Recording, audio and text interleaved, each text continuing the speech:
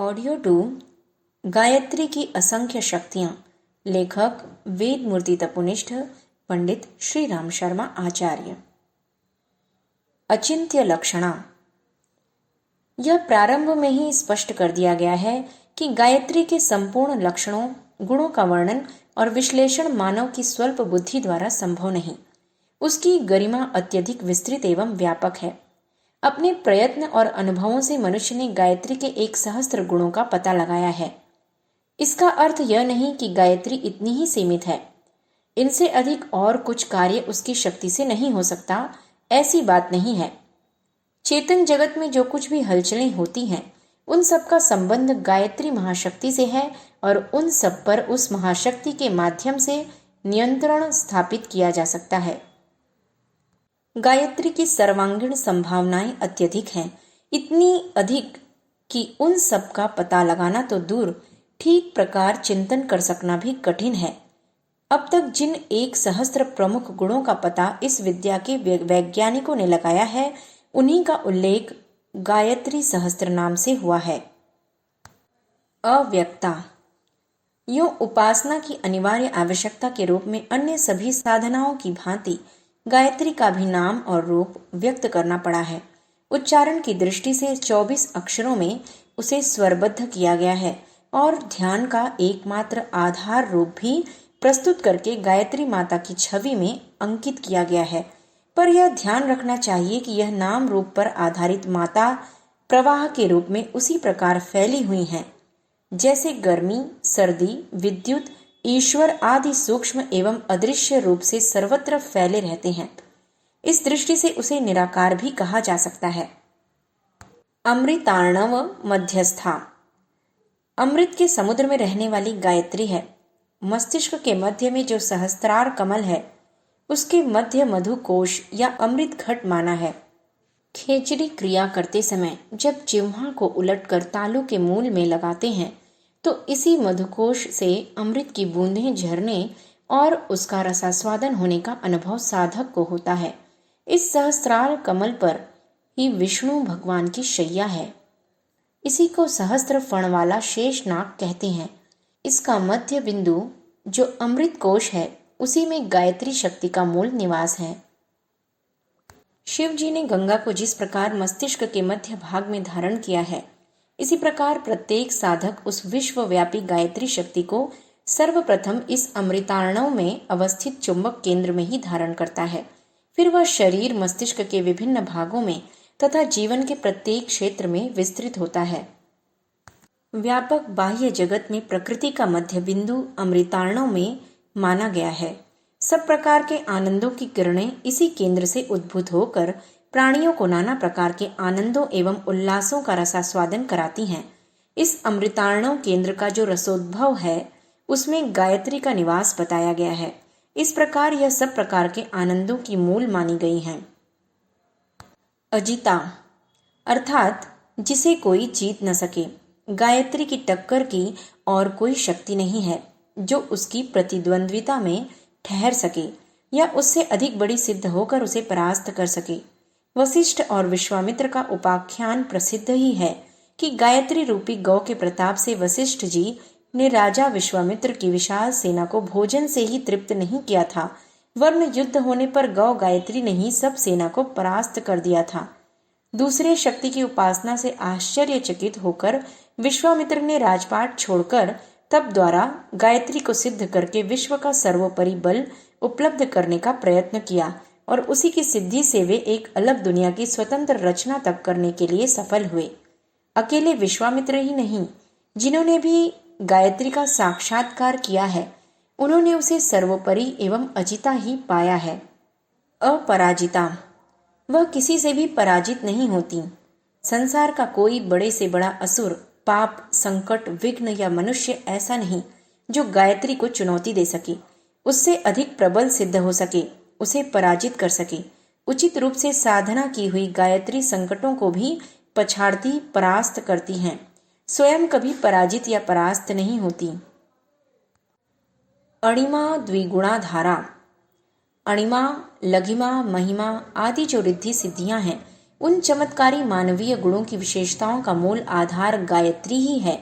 अष्ट सिद्धि, नवनिधि, जिन्हें उपलब्ध करके मनुष्य विभिन्न क्षेत्रों पर अपना आधिपत्य स्थापित कर लेता है और उनका इच्छित उपयोग करके देवताओं जैसे बल एवं ऐश्वर्य का अधिकारी बनता है, वे रिद्धि सिद्धियां गायत्री शक्ति पर ही आधारित हैं। सिद्धि साधना के मार्ग पर चलने वाले योगियों का अनादिकाल से एकमात्र आधार गायत्री ही रही है। अन्य साधनाओं द्वारा अस्थायी एवं हल्की सी ही सफलता किसी साधक को भले मिली हो, पर चिरस्थायी और सर्वांग पूर्ण सिद्धियां तो केवल गायत्री के द्वारा ही संभव हुई हैं और हो सकती हैं। अर्क मंडल संस्थिता। अर्क अर्थात सूर्य के मंडल में बैठी हुई गायत्री का ही ध्यान पूजन किया जाता है। चित्रों में गायत्री माता को सूर्य मंडल में विराजमान ही चित्रित किया गया है। इस दृश्य सूर्य को प्राण तत्व का केंद्र माना गया है। उससे केवल उष्णता या प्रकाश ही उपलब्ध नहीं होता, वरन वह समस्त संसार को प्राण भी देता है। प्राणियों में जो जीवन दिखाई देता है वह सूर्य से ही उद्भूत होता है। यदि सूर्य न हो तो इस पृथ्वी पर एक भी जीवित प्राणी दृष्टिगोचर नहीं हो सकता। सूर्य मंडल में जो प्राण शक्ति के रूप में विराजमान है वह गायत्री ही है। गायत्री शब्द का यही अर्थ है। गय कहते हैं प्राण को और त्र कहते हैं त्राण को। प्राणों का त्राण करने वाली जो शक्ति सूर्य मंडल के माध्यम से इस पृथ्वी पर आती है वह गायत्री है। प्रकाश और उष्णता, ज्ञान और पुरुषार्थ भी उसी दिशा के दो सहायक तत्व हैं। अजरा, जो कभी वृद्ध नहीं होती, जिसकी शक्ति कभी क्षीण नहीं होती, जो सदा तरुण एवं प्रचंड रहती है। प्रकृति के नियमानुसार सभी वस्तुएं कालांतर में दुर्बल हो जाती हैं और नष्ट होकर उनका पुनर्निर्माण होता है। प्रलय होने से पूर्व पंच तत्व तथा उनकी तन्मात्राएं दुर्बल हो जाती हैं। सृष्टि का कार्य साधारण रीति से चलना कठिन हो जाता है। टूटी मशीनों की भांति सृष्टि की व्यवस्था में आए दिन गड़बड़ी होती रहती है। अंततः उनको बिगाड़ कर पुनर्निर्माण की आवश्यकता पड़ती है और प्रलय उपस्थित हो जाती है। जब नव निर्माण होने पर हर तत्व नया और शक्ति से पूर्ण होता है, तब सतयुग में सारे काम विधिवत चलते हैं। जैसे जैसे समय बीतता है तत्व भी मानो पुराने होने लगते हैं, तो उनमें जरावस्था का प्रभाव बाद के युगों में होना आरंभ होता है। जो नियम सृष्टि के अन्य सब स्थूल सूक्ष्म वसुंधरा पर लागू होता है वह गायत्री पर लागू नहीं होता। वह काल से प्रभावित नहीं होती। उसमें कभी भी शिथिलता या जरावस्था का विकार नहीं आता। अजा, उसका जन्म कभी नहीं होता। परमात्मा की अभिन्न सत्ता होने के कारण वह भी परमात्मा के समान ही अजन्मा है। उसका कोई आरंभ काल नहीं। जिस प्रकार सूर्य में उष्णता ओतप्रोत है, उसी प्रकार ब्रह्म में जो चेतनता समाई हुई है उसे गायत्री कहते हैं। साक्षी दृष्टा निर्विकार ब्रह्म में जो सक्रियता, विधि व्यवस्था, भावना, आकांक्षा दिखाई देती है, सत के साथ जो चित्त आनंद जुड़ा हुआ है, उसका कारण गायत्री महाशक्ति को ही समझना चाहिए। वह जन्मने व मरने वाली साधारण वस्तु नहीं है। अकारादिज्ञ कारांता, अ से लेकर ज्ञ अक्षरों तक की वर्णमाला है। स्वर यंत्र से लेकर नाभि स्थान तक अवस्थित सूक्ष्म उपत्यकाओं में से निरंतर निकलती रहने वाली ध्वनियों के आधार पर विनिर्मित हुई है। इन 54 ध्वनियों को कंठ से नाभि तक स्थित इन उपत्यकाओं में सन्निहित अनेक सद्गुणों एवं सत्प्रवृत्तियों का बीज मंत्र समझना चाहिए। देवनागरी लिपि के स्वर व्यंजनों की बनी वर्णमाला भी एक प्रकार की मंत्र साधना है। इस वर्णमाला को बालक जब बार बार पढ़ते हैं तो उसमें न अक्षरों से संबंधित देव शक्तियां जागृत होती हैं, इसलिए इसे देवनागरी लिपि कहते हैं। इस वर्णमाला के 54 अक्षरों के लिए एक बार कंठ से नाभि तक आने और दूसरी बार नाभि से कंठ तक लौटने में 54 धन 54 बराबर 108 की संख्या हो जाती है। माला में 108 दाने होने का भी यही रहस्य है।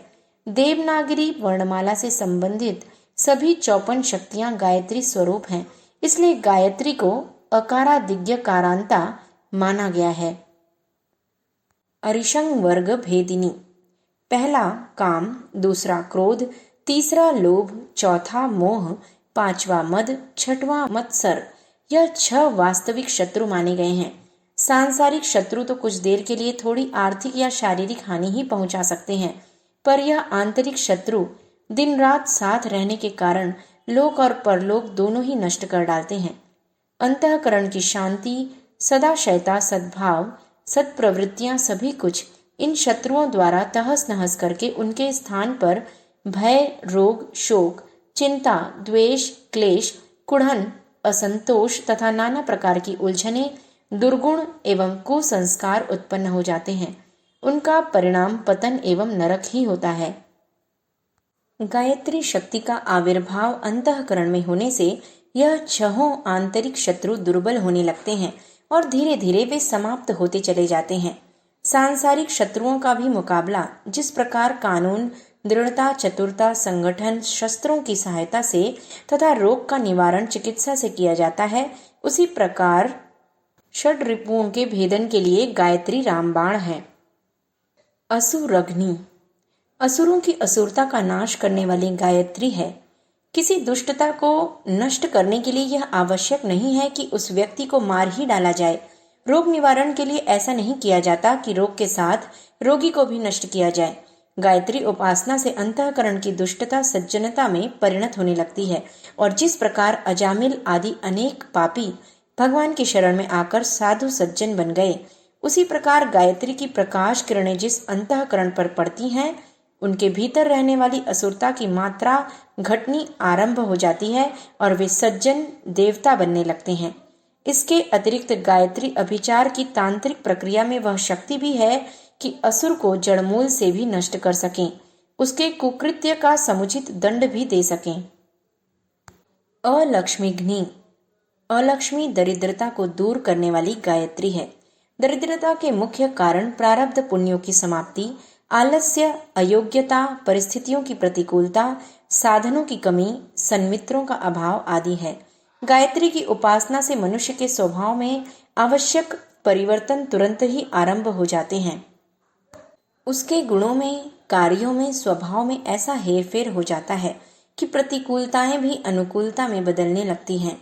आलस्य के स्थान पर उत्साह, योग्यता संपादन करने की तत्परता, प्रतिस्थितियों को सुलझाने में योग्य सूझबूझ, स्वभाव में स्नेह, सौजन्य एवं माधुर्य बढ़ने से मित्रों की संख्या तथा उनके सहयोग की मात्रा में वृद्धि के साधन जुटने लगते हैं।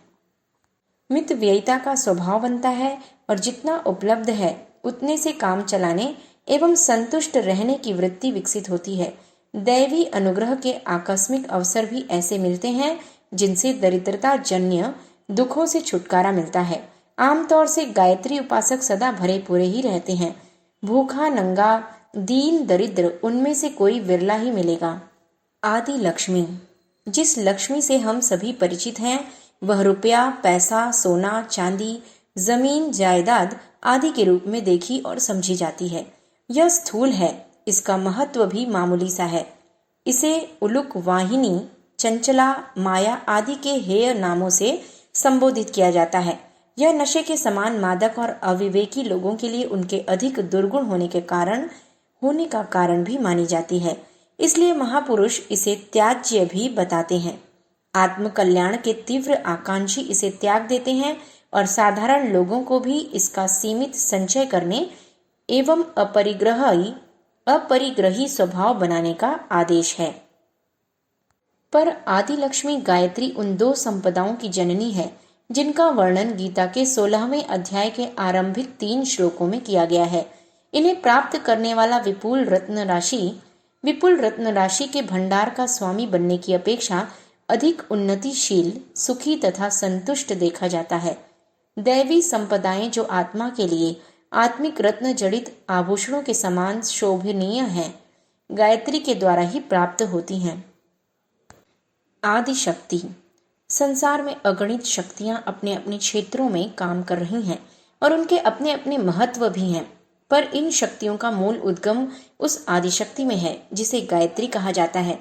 सृष्टि के प्रारंभ में ब्रह्मा जी की अंतःस्फुरणा रूप में इसी का प्रादुर्भाव हुआ।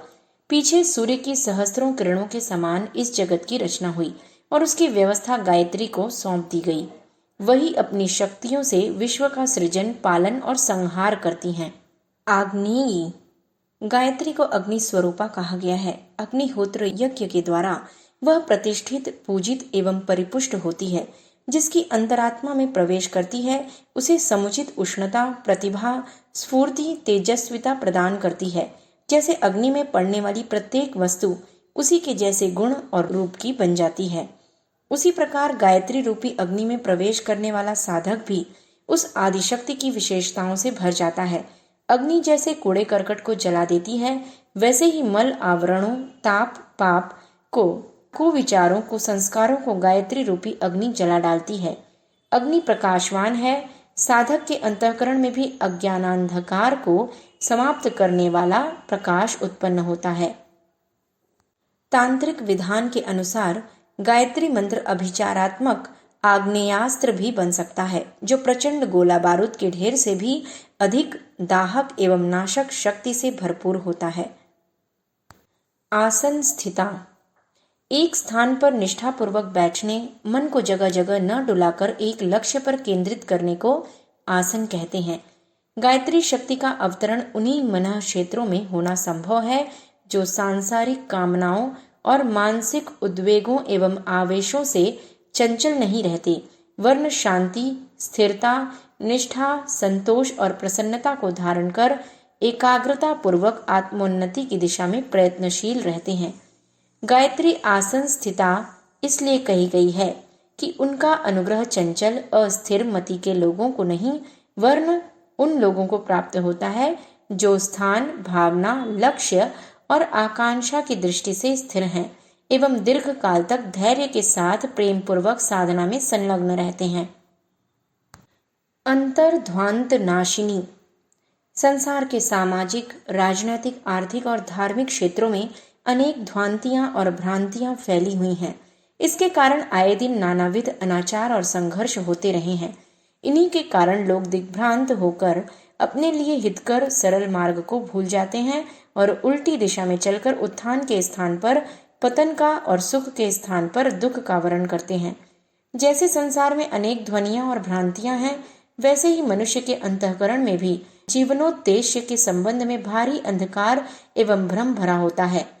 लोग न तो जीवन के सही लक्ष्य को समझ पाते हैं और न इसको प्राप्त करने में संलग्न होते हैं।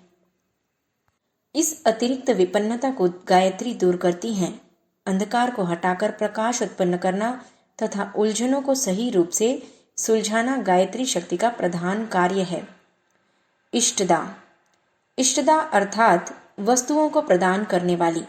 कामनाओं और उनकी पूर्ति के बीच में जितना अंतर है उतना ही दुख इस मनुष्य जीवन में समझना चाहिए।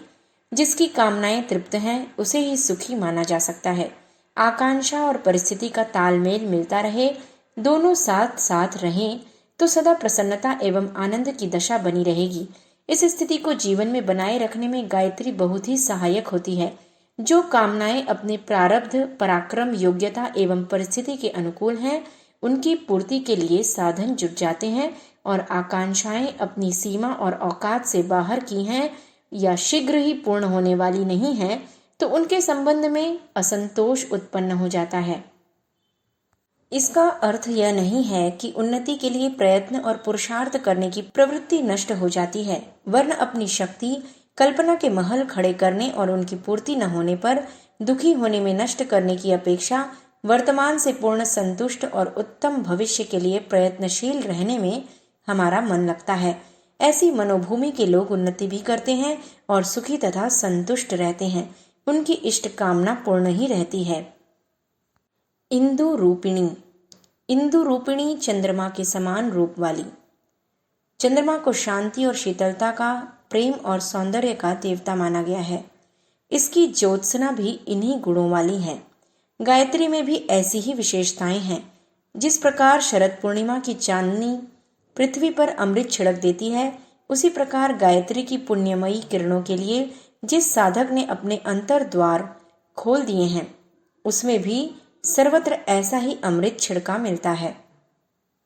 चंद्र चकोर की प्रीति प्रसिद्ध है।